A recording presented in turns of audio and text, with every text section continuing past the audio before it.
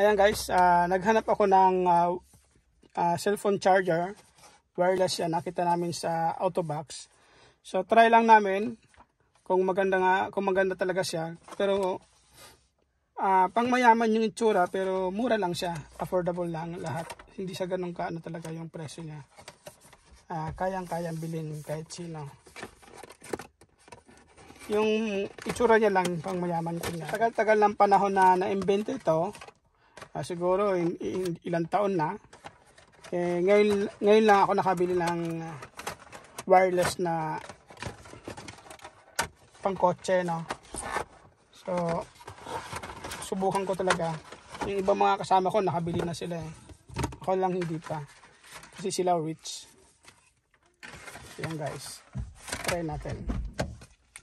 So mayroon siyang patungan. At yung mismong lagayan ng cellphone charger. So muna natin ikakabit tong testing lang natin guys, kasi hindi ko pa talaga alam kung first time ko makabili nito eh, kung saan lalagay ito, kung paano. Kung dito siya, hindi naman pwede dito. Ayan, dikit natin guys. Nangangapa ako dito kasi yung manual niya naka-Japanese kasi, ang hirap basahin. Kaya tsambahan lang sa kapaan. Sanay naman tayo dyan eh. Ayan. So,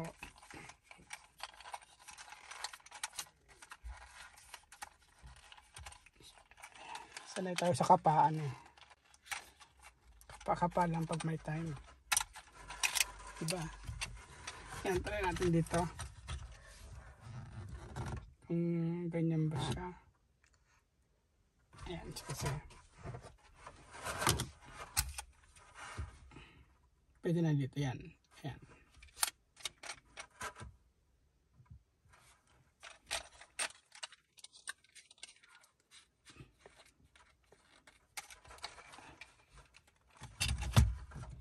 Pwede na dito. No.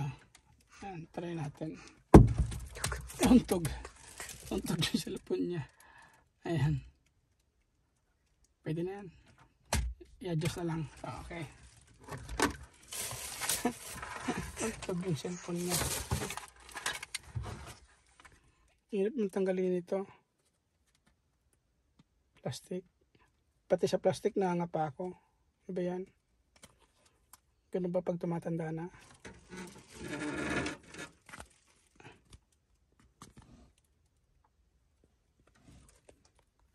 Ayan.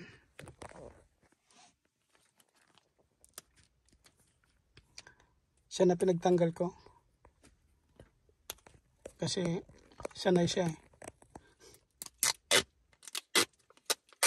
Ayan. So, ididikit natin dito. Siguro dito na pwede dito.